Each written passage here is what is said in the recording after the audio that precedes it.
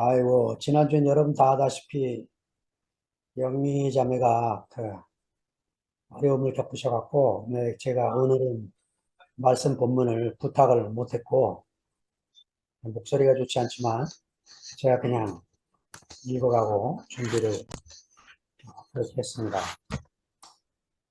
그리고 이제 이 하나님 나라의 비유에 대해서 준비하면서, 지난주에 특별히 그 오선하 자매 간증이 기억이 나던데, 지난주에 그냥 마가복음 9장을 읽은 것 뿐인데, 선하자매가 그냥 그 본문 읽는 거를 갖고 9장 1절에 부딪혀서 간증을 하더라고요.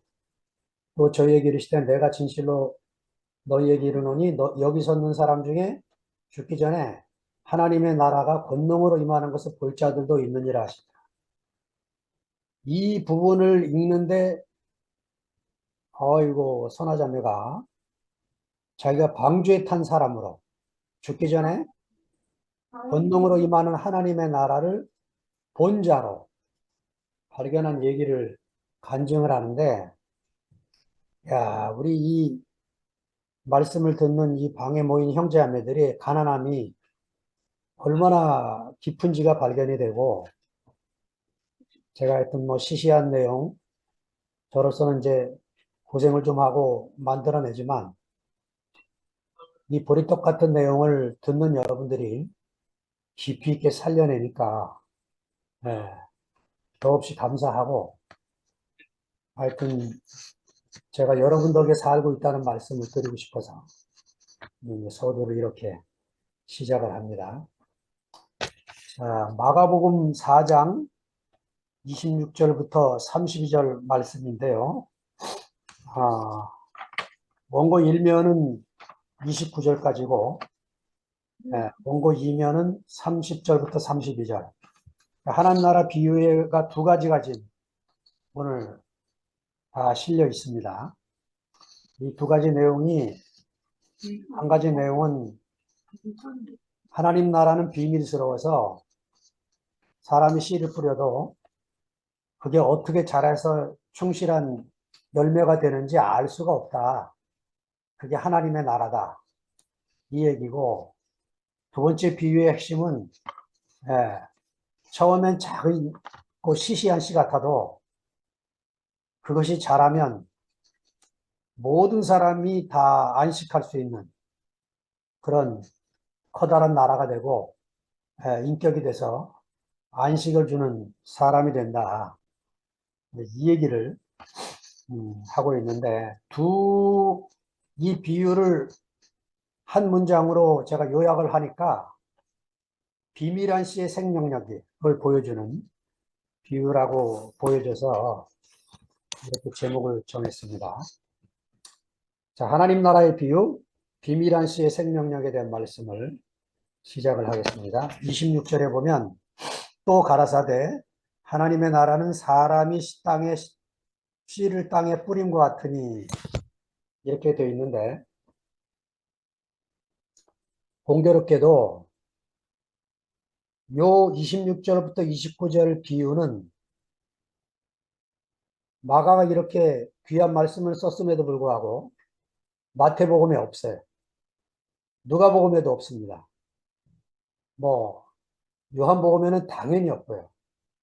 지난주에 말씀드렸던 도마복음서에도 이 부분은 없습니다. 왜 없을까? 그 다음 비유는 있어요. 30절부터 32절 비유는, 예, 마태, 누가 다 기록을 하고 있습니다. 왜 마태, 누가는 이 마가의 비유를 갖다 쓰지 않았을까?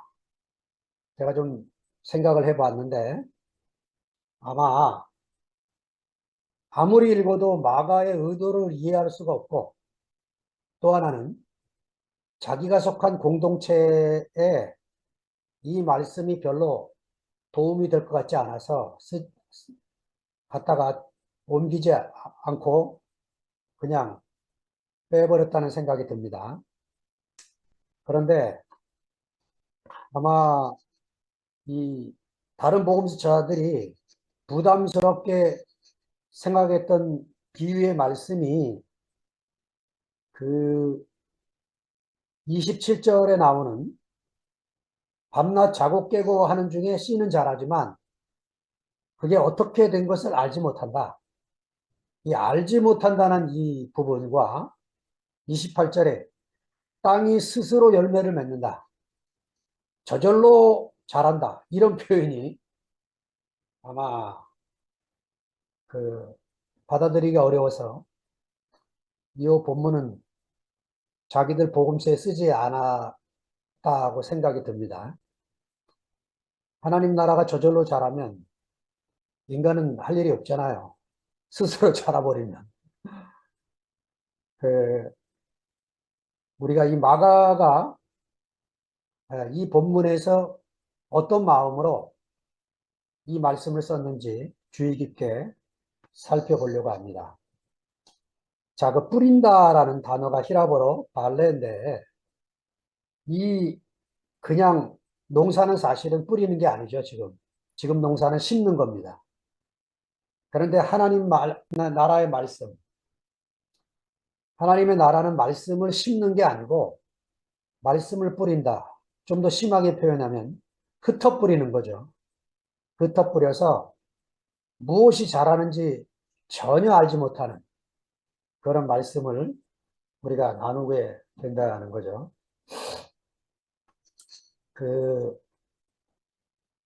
이 표현에 연결되는 말씀이 제 생각에는 창세기 1장 2절, 우리가 잘 아는 말씀이죠.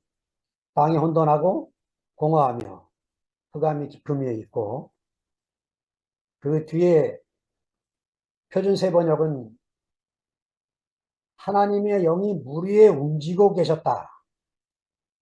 왜? 내려올 자리가 없어서, 땅이 없어서 물 위에 수면 위에 운행했다. 이거를 물 위에 움직이고 계셨다. 이렇게 번역을 했습니다. 그러니까 땅이 없으면 하나님이 내려오실 수가 없죠. 예, 그렇게 지금 시에 있어서 땅은 너무나 중요한 것이 되죠. 자, 27절로 넘어갑니다. 저가 밤낮 자고 깨고 하는 중에 씨가 나서 자라되 그 어떻게 된 것을 알지 못하느니라. 예, 사람은 씨가 아니니까 그것이 어떻게 자라는지 전혀 알 수가 없죠. 그런데 지금은 육종학이 발달해서 씨에 대해서 거의 다 많이 알게 됐습니다. 그 우리나라 농촌진흥청이 놀라운 일을 지금 많이 하고 있는데, 1975년에 통일벼를 개발해냈어요, 드디어. 그래가지고 75년 이후로 우리나라가 춘궁기를 해결하게 된 거죠. 쌀이 자급자족이 가능해졌는데, 이 통일벼는 그냥 나온 게 아니고, 농촌진흥청 이 박사들이 인디카라고 하는 종자하고 자포니카라고 하는 종자를 교접해서 만들어낸 게 이 통일벼라는 거죠. 지금은 이 통일벼를 더 개발해서 아프리카 세네갈에 이슬이라는 종자를 개발을 해서 그쪽을 또 이 아프리카 지역에 있는 나라들을 먹여 살리는 그런 일을 하고 있습니다. 자, 그러니까 생명은 다른 생명을 만나서 발전한다는 거예요. 네. 자포니카 하나로는, 인디카 하나로는 통일벼가 나올 수 없는 거죠. 네. 우리가 받은 이 생명이 어떤 다른 생명과 부딪히고 깎이고 또 연합하면서 더 강한 생명으로, 더 놀라운 생명으로 발전하게 되어진다는 거죠. 네. 씨는 이렇게 물질적인 씨, 엽씨 이런 것들은 육종학이 거의 다 연구해내서 알았지만 사람 속에 심어지는 하나님 나라의 씨, 이거는 여전히 비밀이고 모르는 거죠. 제가 여기 홍성 시골에 처음 와서 농사를 했는데 그 첫 농사에 감자를 심었어요. 근데 감자가 얼마나 잘 됐는지 감자 크기가 막 주먹마다 큰 것들이 나오고 표면이 노릇한 게 제가 서울교회 판매를 했더니 서울교 분들이 저한테 그렇게 말해요. 아니, 언제 농사를 배워가지고 이렇게 감자 농사를 잘 짓느냐고 어떻게 한 거냐고 묻는데 제가 대답할 말이 아무것도 없어요. 왜냐? 한 게 없어요. 그래, 보통 이제 시골에서 농사 짓는 분들이 하는 소리가 있어요. 첫 해에는 하느님이 봐준대요. 그래서 뭘 심어도 잘 된대. 그 말 그대로 그 다음에부터는 제가 첫 해 수확했던 그런 감자가 안 나오더라고, 이상하게. 제가 농사 뭐 어설프게 한 7, 8년, 10년 가까이 지면서 배운 게 하나 있는데 농사는 잘 될 때에는 왜 잘 됐는지 몰라요. 근데 농사가 실패하면 배우는 게 많습니다. 교회 생활하고 똑같은 것 같아요. 제가 뭐 말씀 듣고 형제들하고 교통하고 잘 될 때에는 제가 배우는 게 거의 없었던 것 같아요. 근데 하나님의 손에 다루어지고 허물어지고 제가 어떤 사람인지도 알 수가 없는 그 칠흑 같은 어둠 속에 빠져 있을 때 하나님 말씀이 정말 제대로 들리고 말씀 앞에 선 제 자신이 얼마나 아무것도 아닌 사람으로 다시 보여지는지 이런 경험을 통해서 보게 됩니다. 자, 28절을 보면 땅이 스스로 열매를 맺되 처음에는 싹이요, 다음에는 이삭이요, 그 다음에는 이삭에 충실한 곡식이다. 여기 그 스스로라는 단어가 아우토마테인데 지금 마가는요 그 사람이 할 일이 없다는 거예요. 하나님 나라에서 그 전혀 모른다는 거죠. 전혀 땅이 스스로 자라게 다 한다는 거죠. 자, 이 스스로라는 단어를 그 레위기 25장에 보면 두 번이 나옵니다. 안식년 명령과 신년의 명령을 하시는데 안식년 명령에서 이렇게 말씀하십니다. 너희 곡물이 스스로 난 것을 거두지 말고 다스리지 아니한 포도나무에 맺은 열매를 거두라. 그러니까 여기 어? 포도나무에 맺은 열매를 거두지 마라. 뭐가 뭐지? 자, 여기 그 다스리지 아니한 포도나무 열매, 이 다스리지 않는다는 요 다스린다는 단어가 나자른데 여기서 나시린이 나왔어요. 구별하다, 따로 떼어두다라는 말이 나왔는데 자, 신년의 명령으로 가보면 같은 25장 11절에 그 50년은 너희의 신년이니 너희는 파종하지 말며 스스로 난 것을 거두지 말며 다스리지 아니한 포도를 거두지 말라. 자, 이 두 번의 명령의 배경은 하나님 마음이 이런 겁니다. 안식년 7년째는 아무 씨도 뿌리지 말라는 거예요.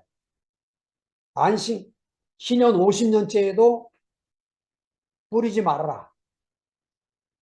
그러면 네 밭에 난 수확물들을 어떻게 할 거냐? 거두지 말라는 거예요. 주변에 농토가 없는 사람들, 예, 밭이 없어서 씨를 못 뿌리는 사람들, 가난한 사람들, 노예들, 머슴들, 이런 사람들이 양식으로 삼도록 포도나무 열매도 전혀 거두지 말고 이렇게 이미 레위기서 안에 이렇게 인생을 향한 하나님의 긍휼, 이 복지 혜택 이런 것들이 이미 이곳에 나와 있는 것을 봅니다. 제가 이 씨를 뿌릴 때 처음에는 싹이 나고 다음에는 이삭이 나고 다음에는 충실한 곡식이 된다. 이거를 보면서 출애굽기 23장에 나오는 하나님이 이스라엘 백성들한테 세 가지 절기를 지키라 하는 그 명령의 말씀을 생각하게 됐어요. 싹은 봄에 나오는 거죠. 그 출애굽기 23장에 보면 무교절을 지키라는 말이 나옵니다. 무교절 다음 날이 유교절이죠. 예. 씨가 싹이 돼서 나오는 그런 우리 인생에도 봄이 오죠. 예. 나이와 상관없이 우리가 하나님 나라의 씨를 받아서 예, 싹이 나오는 순간 이게 바로 6월절의 시작이고 무교절의 시작이라고 여겨지고 인생의 봄을 만나게 된 거라고 여겨집니다. 그 다음에 이삭이 나왔다. 여름이 되겠죠. 예. 하나님 출애굽기 23장에 두 번째 보면 맥추절을 말씀을 합니다. 맥추절을 지키라고. 그 맥추절은 여러 가지 절기로 표현되고 있는데요. 오순절, 칠칠절, 초실절 이런 말로 표현되고 있습니다. 자, 우리 인생에도 여름이 오면 예, 내 인생에 뿌려진 하나님 나라의 씨가 잘 성장하고 자라고 처음에는 간증하마도 못했던 사람이 주님을 표현하고 아름다운 사람으로 들어가는 걸 봅니다. 그 다음에 마지막 수장절이 나옵니다. 이게 곡식이 익은 가을철을 말하는 거죠. 네. 그래, 초막절을 지나서 수장절이 되면 하나님이 그 다 익은 곡식을 하나님 나라 창고에 저장하고 거두시는 것을 보게 되고 우리가 이 초막절을 지나서 수장절을 지나게 되면 점점 더 인생이 내가 한 것이 아무것도 없고 오로지 하나님 시작해서 하나님이 거둬가시구나 이것밖에 보이는 것이 없고 특별히 지난주에 우리 성령 누님이 수장절에 하나님 나라의 창고에 거둬가시는 걸 보니까 저를 포함해서 인생이 누구도 다 저렇게 하나님 나라의 창고에 하나님이 거두시는 날이 오게 될 것이다 하는 마음을 갖게 됐습니다. 자, 열매가 익으면 곧 낫을 대나니 이는 추수 때가 이르렀습니다. 29절 말씀이죠. 익으면이라는 이 단어가 히라버로 파라도인데 이 단어는 어디서부터 왔냐면 파라디돔이라는 단어에서 왔습니다. 이 파라디돔이는 변형이 굉장히 많아요. 신약성경 안에서 여러 군데 쓰이는 단어인데 이 파라디돔의 단어의 뜻이 뭐냐면 넘겨주다 헌신하다. 여기서 읽는다는 단어가 나왔어요. 이 단어가 어디에 쓰이냐면 예수님이 십자가에 죽으실 때 이 파라디도미의 단어가 쓰입니다. 자, 마가복음 15장 15절에 보니까 빌라도가 무리에게 만족을 주고자 하여 바라바는 놓아주고 예수는 책찍이라고 십자가에 못 박히게 넘겨주니라 는 단어가 나오죠. 네. 자, 그러니까 예수님이 자기 자신을 그 이스라엘의 마지막 익은 열매. 그러니까 하나님이 오랜 세월 농사를 지신 거예요. 아브라함을 불러서 이삭을 불러서 야곱을 불러서 이스라엘이라고 하는 밭을 만들었습니다. 이스라엘이라는 밭을 만들어서 오랜 세월 모세와 선지자들을 통해서 씨를 뿌린 거죠. 하나님 말씀을 뿌렸는데 하나님의 나라가 나온 게 아니고 매번 실패해서 세상 나라, 아주 교만한 나라, 자기밖에 모르는 선택된 백성이라고 하는 나라, 이런 나라가 나와서 결국은 그 나라는 유지하지도 못하고 흩어져서 우리 생각에는 아, 하나님이 농사 실패하셨구나. 농사 포기하셨구나. 이런 줄 알았죠. 야, 그런데 이 신약 기자들이 그런 게 아니라는 거죠. 예, 하나님 나라의 씨는 뿌려져서 그 예수라는 한 완성된 씨로 예, 우리 앞에 나타났고 이 씨가 바로 예수 그리스도라고 하는 것을 마가는 1장 1절에 이 웅장한 선언을 한 거죠. 하나님의 아들 예수 그리스도 복음의 아르케. 예, 이렇게 해서 우리에게 이런 복음서를 전해주고 있습니다. 열매가 익으면 곧 낫을 된다. 예, 이 낫을 된다는 말에 두 가지 의미가 있죠. 하나는 수확을 한다. 또 하나는 심판의 의미가 있습니다. 낫을 된다. 심판의 의미. 예, 요엘서 3장 13절에 보면 이 낫을 된다는 말이 심판의 의미로 나오는데 제가 표준세번역 번역 성경으로 한번 읽겠습니다. 거두어 드릴 곡식이 다 익었으니 너희는 낫을 가지고 와서 곡식을 거두어라.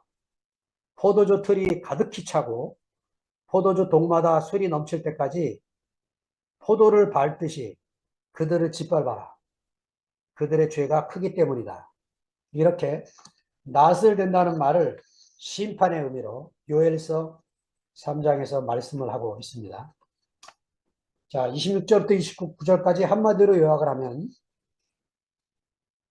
하나님 나라에 씨를 뿌리는 것은 우리가 하는 일이지만 나머지는 다 하나님이 하시고 있다는 거죠.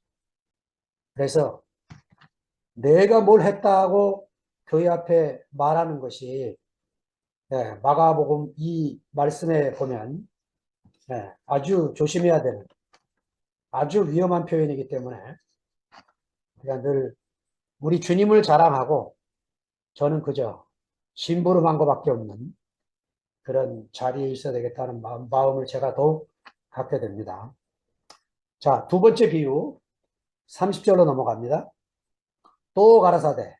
네, 앞에도 또 가라사대 그랬죠? 똑같은 방식으로 비유가 기록이 됩니다. 그러니까 학자들이요, 이 마가가 이거를 창작해냈다기보다는 이미 공동체 안에서 많은 형제 자매들이 이 비유를 알고 있었다는 거죠. 우리도 이런 밭에 대한 비유, 씨에 대한 많은 속담들이 있어요. 우리나라도 격언도 있고. 그러니까 이런 비유를 마가가 갖다 썼다고 할지라도 예, 그렇다면 더 심각한 거죠. 마태와 누가가 이 유명한 이 비유를 쓰지 않았다. 이거는 마가가 얼마나 우리에게 복된 말씀을 전해주고 있는지 예, 감사가 됩니다.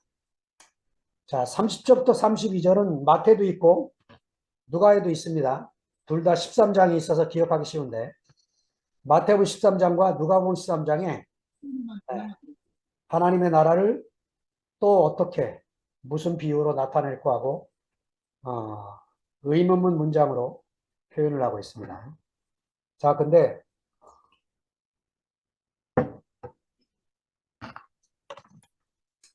아주 제가 이 본문 읽다가 전율이 일어났습니다. 전율이. 왜냐하면 마태복음을 가보니까 13장 31절에 이 마가의 의문문을 평서문, 설명문으로 바꿨어요. 뭐 이것까지는 괜찮아요. 근데 누가복음을 가보니까 누가복음 13장 18절에 마가의 주어를 복수인이 우리가라는 주어를 단수인 내가로 바꿨습니다. 제가 읽겠습니다. 그러므로 가라사대 하나님의 나라가 무엇과 같을꼬 내가 무엇으로 비교할꼬. 마가는 복수로 썼는데 왜 누가는 단수로 바꿨을까요? 누가는 이렇게 생각한 겁니다. 지금 예수님이 말씀하시는데 단수로 말씀하시는 예수님을 기록을 해야지 왜 예수님이 말씀하시는데 복수로 우리가로 말을 하냐 이거 예수님 말씀을 내가로 말을 해야지. 이야, 근데요 제가 그 변명주 자매 덕분에 유대인의 성경에 대한 정보를 입수해서 유대인의 성경을 샀습니다. 구입을 해서 요 누가를 복음을 어떻게 썼을까 하고 찾아 읽어보니까 와 이렇게 번역을 했습니다. 그래서 그분께서 말씀하시기 시작했습니다. 하나님의 왕국은 무엇과 같으냐? 우리가 그것을 무엇으로 비교할 수 있느냐? 다시 이 누가가 내가 무엇으로 비교할 거라고 하는 이 단수 주어를 이 데이비드 스턴 형제님은 복수 우리가로 바꿔버렸어요. 이게 그냥 보통 사람들이 바꿨으면 아이고 이거 실수했네 그렇겠지만 이 데이비드 헤럴드 스턴 이분은 어떤 분이냐면 유태인이에요. 유태인. 우리가 예수 믿는 거하고 유태인이 예수 믿는 거하고는 상황이 다릅니다. 이분이 경제학 박사고 경제학 강의를 하는 교수로 일을 하다가 예수를 믿게 돼요. 그리고는 신약 성경을 읽다가 아 이거 이렇게 써서는 안 되겠다 하고 유대인을 위한 신약 성경으로 다시 번역을 합니다. 그런데 이분이 히라보 문장은 알아요. 누가복음의 히라보 문장은 네가로 되어 있습니다. 그런데 이분이 이 누가복음 히라보 문장을 우리가 복수로 고쳤어요. 이야, 전 전율이 일어났습니다. 아, 이분이 마가의 마음을 알고 있구나. 지금 마가의 마음으로 복음서를 쓴 사람이 요한복음이에요. 요한복음 3장에 가면 요한이 니고데모와 예수님의 대화를 기록을 할 때 처음에는 그 단수로 얘기합니다. 예수님이. 네. 그 단수로 10절에 이렇게 얘기합니다.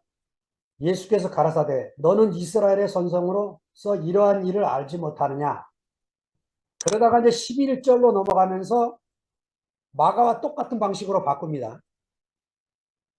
진실로 진실로 내게 이르노니 내가 아는 것을 말하고 이렇게 해야 될 문장을 우리가 아는 것을 말하고 본 것을 증거하노라. 그러나 너희가 내가가 아니고 지금 니고데모하고 대화하는 중이에요.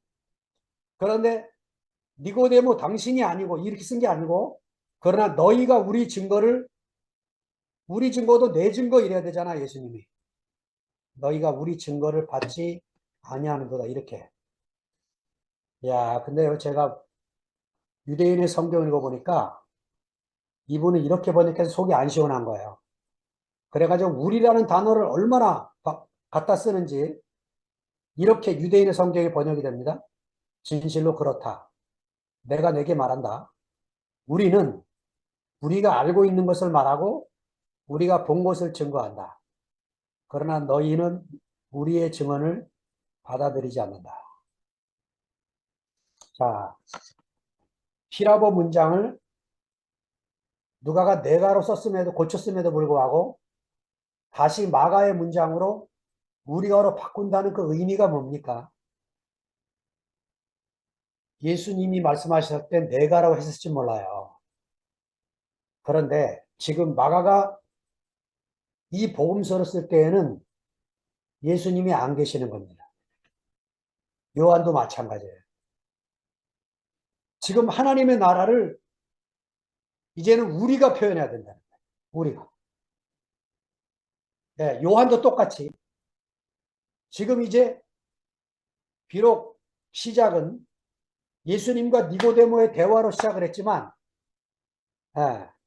11절에 가서는 이제는 우리가 알고 있는 것을 말하고 우리가 본 것을 증거해야 돼요.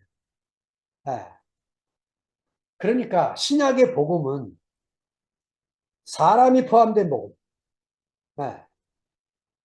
구약의 복음은 하나님이 사람을 포함시키고 싶지만 그 포함시킬 수 있는 사람이 없어서 성령이 임한 모세와 선지자가 성경을 그 성령을 의지해서 말씀을 전하지만 그게 끝나고 나면 성령이 떠나는 거죠. 예. 성령이 함께 할 수 있는, 그래서 하나님과 성령이 하나인 그 사람이, 하나님이 아무리 농사를 쳐도 그 사람이 나오질 않는 거죠. 그래서 하나님이 이렇게 약속을 한 겁니다. 내가 모세와 같은 선지자를 보내겠다. 선지자 하나를 보내겠다. 이렇게 약속을 하신 거예요. 그게 말라기 마지막에 끝나는 하나님의 약속이죠.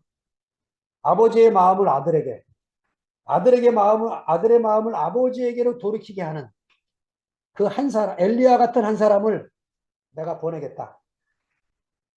이렇게 약속을 한 거예요. 그리고는, 예, 돌판에 흙의 세계도 안 되고, 돌판에 새겨도 안 되는 이 하나님 말씀을, 예, 사람의 마음판에 새겨서 우리에게 오신 분이 예수님인 거죠. 그래서 이제, 예, 마가는 예수님이 하시는 말씀에도 불구하고 우리가 하나님의 나라를 어떻게 비유할고 이렇게 쓰게 된 것입니다. 자, 31절로 넘어가면 겨자씨 한 알과 같으니 땅에 심길 때에는 땅의 모든 씨보다 작은 것이로되. 예, 겨자씨 한 알 같다. 이 하나이라는 말은 가장 작다는 의미겠죠. 근데 이제 학자들 얘기가 사실은 겨자씨보다 더 작은 씨가 난초씨랍니다. 저는 못 봤는데, 예, 겨자씨도 작지만 난초씨는 더 작다는 거죠. 예, 제가 이 부분을 준비하다가 제 부끄러운 간증을 하나 하기 위해서 다섯 유영모 선생님의 명상록 책을, 명상록 책을, 예, 읽게 됐어요. 읽는데, 아이고, 제가 대국교회를 97년에 만났거든요. 그리고는 이제 그 제가 집에 교회를 만나서 이제 즐겁게 생활을 하고 있다가, 예, 성천문화재단의 그 시작을 하신 유영모 선생님 얘기를 듣게 됐어요. 그래, 그 유영모 선생님 제자가 강의를 한다 그래서 가고 싶었는데, 뭐 교회 생활이 워낙 바쁘고 함께 사는 형제이기 때문에 갈 수가 없어갖고 책을 하나 사서 보게 된 게 다섯 유영모 명상록이었습니다. 거기에 나오는 이제 이 유영모 선생님이 80이 넘도록 이제 생활하셨는데, 사시는 동안에 52살에 더 이상은 부부 생활을 할 수 없다 하고 당신 부인한테 해원 선언을 해요. 지금으로 말하면 조론이죠, 조론. 부부 생활을 멈추시고 오직 그 자기 방에다가 칠성판을 깔아놓고, 그 칠성판이 무덤에 들어갈 때 쓰는 판이죠. 그 칠성판을 깔아놓고 돌아가실 때까지 그 위에서 잠을 주무셨어요. 그리고는 한시 천여편, 그래가 또 한자로 쓴 다른 시 이래갖고 3,000개의 시를 남겼는데, 그 중에 이제 번역을 한, 박용호 선생님이 번역을 한 한 부분인데, 제가 아주 이거를 보고 깜짝 놀라서 찾게 됐는데, 화용 허각 청계시. 이게 뭐냐면 화용, 꽃 얼굴, 꽃 모양, 허각, 바깥 테두리는 천계시, 허공을 보여주기 위함이다. 하늘을 보여주기 위함이다. 그러니까 이 다석 선생님이 뭐 불교부터 시작해서 그 뭐 노자, 공자, 뭐 장자 그쪽에 아주 깊은 지식을 갖고 있는 선생님이신데 이 그 세계를 가보면 이제 불린문자 얘기가 나와요. 문자 너머의 세계. 예, 우리가 성경을 읽고 책을 읽지만 그 성경 너머의 그 세계를 문자로 표현하고 있는 것입니다. 예, 그게 불린문자라고 하는 건데, 그러니까 이 문장의 뜻이 이런 거라는 거죠. 꽃이 존재하는 이유는 테두리 바깥, 허공을 보라는 얘기죠. 그 천을 보라는 얘기예요.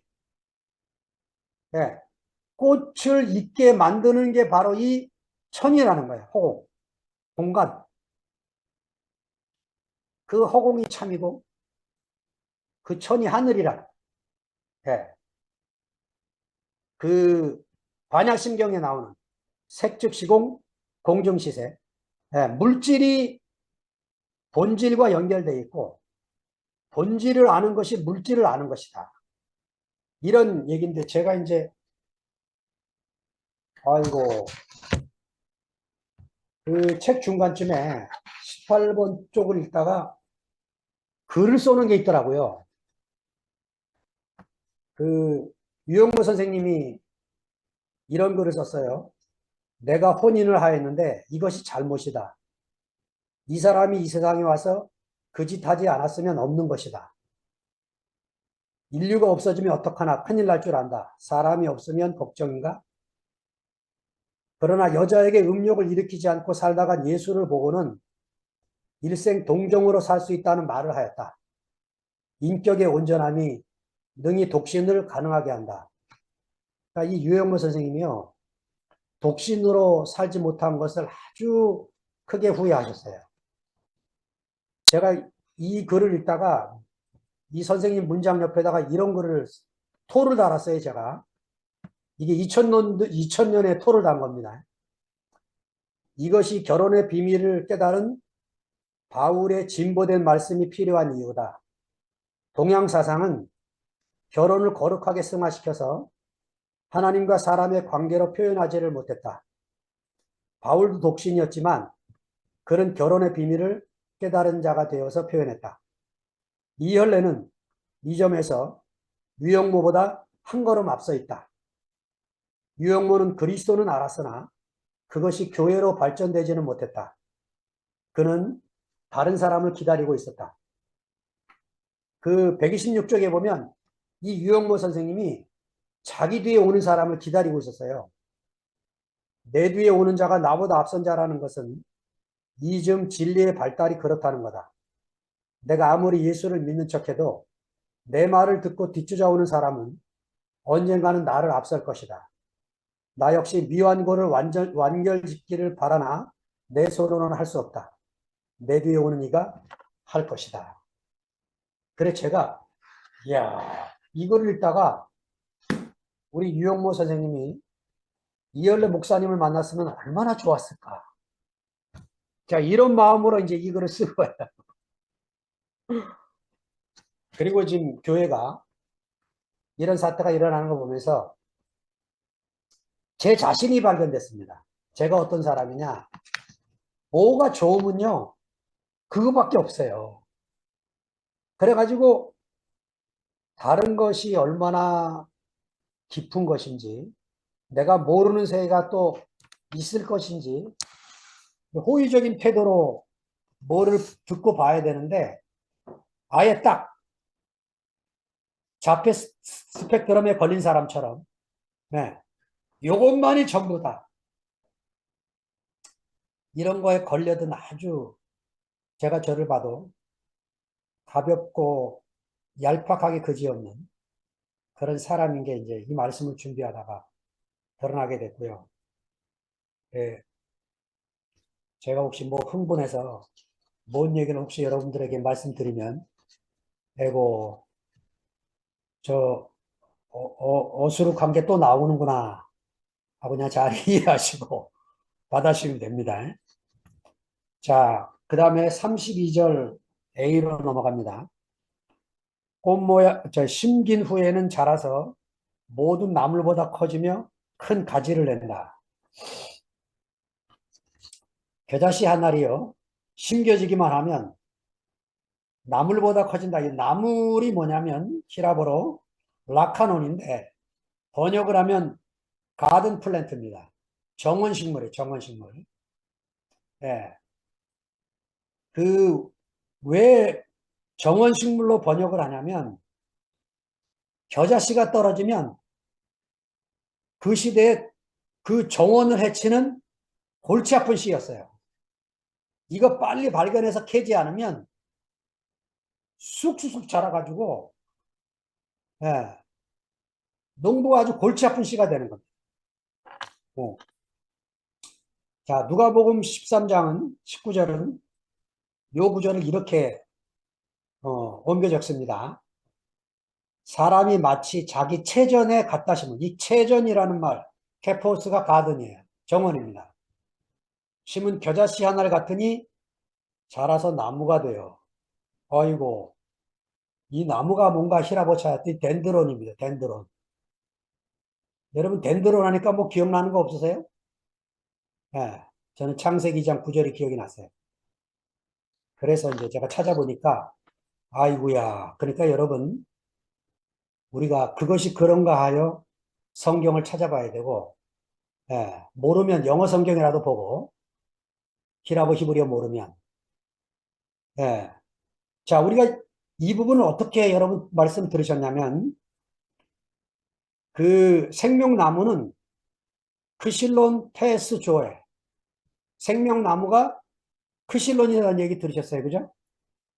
그래서 계시록 22장에 보니까 강자우에 생명나무가 있다 그럴 때 이 생명나무가 크실론이다. 야, 마지막 완성되는 나라의 나무도 크실론이고 에덴 동산에 있는 나무도 크실론인데 이건 트리가 아니고 우드라고 제제목이라고 여러분 들으셨잖아요. 제가 2장 9절을 히브리어 맞서라 본문을 히라보로 번역한 70인역, septuagin트 70인역 이거를 찾아서 보았습니다. 보니까 크실론 테스조의 다음에 크실론 투 에이데나이 그노스톤 칼루 카이 퍼넬루. 자, 칼루 카이 퍼넬루 선악과입니다. 그노스톤 지식. 선악과의 지식을 투 에이데나이 알게 하는 크실론. 그러니까 그 제가 말씀을 기억하기를 이렇게 했던 게 기억이 나요. 왜, 왜 생명나무를 안 먹고 아담이 선악과를 먹었을까? 선악과가 보암직도 하고 먹음직도 하고 지혜롭게 할 만큼 탐스럽게 먹었는데 그 다음 설명이 위험했어요. 왜 생명나무를 안 먹었을까? 너무 시시하게 보였다는 거예요. 그런데요, 선악과도 크실론이고 생명나무도 크실론입니다. 2장 9절 보니까 앞절을 우리가 놓치면 안 돼요. 2장 9절 앞절에 이렇게 써 있습니다. 여호와 하나님이 그 땅에서 보기에 아름답고 먹기에 좋은 나무가 나게 하시니. 그러니까 선악하면 선악과만 보암직도 하고 먹임직도 하고 지혜롭게 할 만한 탐스러운 나무가 아니고 생명나무도 보기에 아름답고 먹기에 좋은 나무였어요. 두 나무가 똑같이. 근데 왜 하와가 선악과를 먹었는가? 옆에 뱀이 예, 이것을 먹는 날에는 네가 하나님같이 될 거라는 그 말을 들으니까 갑자기 눈에 생명나무가 들어온 게 아니고 선악과가 들어온 것뿐이에요. 나무의 차이는 아무것도 없습니다. 어떤 건 뭐 시시해서 안 봐드리고 어떤 건 보기에 좋아서 봐드리고 그런 게 아닙니다. 우리가 지금 신모띠를 못 봐드리는 것은 그 신모띠가 시시해서 못 봐드리는 게 아니에요. 예. 또 신모띠가 틀려서 못 받아들이는 게 아니야. 아, 그 어떤 것이든지 그 주장하는 것이 나오면 교회는 갈라지게 돼 있습니다. 예. 그래서 갈라지는 건 뭐냐? 그건 교회가 아니에요. 예수님이 이렇게 말씀하십니다. 하나님이 짝지어 주신 것은 어떻게 된다고요? 나눌 수가 없습니다. 절대로. 자, 우리 이제 시험대에 올려졌는데, 자, 우리가 계속 나누어진다. 우리는 교회가 아닙니다. 그래 나누어진 것처럼 보였는데 점점 연합이 된다. 그게 참교회입니다. 우리 시험 때지 몰랐었어요. 저는 늘 이 기도를 하고 있습니다. 아, 저는 어느 기도를 하고 있냐면 뭐 시시하게 뭐 AM, 2PM 함께 이 교회가 하나 되게 해주십시오. 이 기도가 아니고 아, 이슬람의 신 알라, 야훼, 이스라엘의 신 야훼, 이 뒤에 계신 하나님, 그 실제이신 하나님, 이 하나님 안에서 네, 부처를 믿는 사람이든 그리스도를 믿는 사람이든 마호멧을 믿는 사람이든 함께 사는 네, 공동체. 저는 이것을 위해 기도하고 꿈꾸고 이런 이야기를 대화하고 할 수 있는 사람을 찾고 만나고 싶은 겁니다. 하나님이 그렇게 좁으신 분이 아니세요. 우리가 생각하는 것 이상의 범위입니다.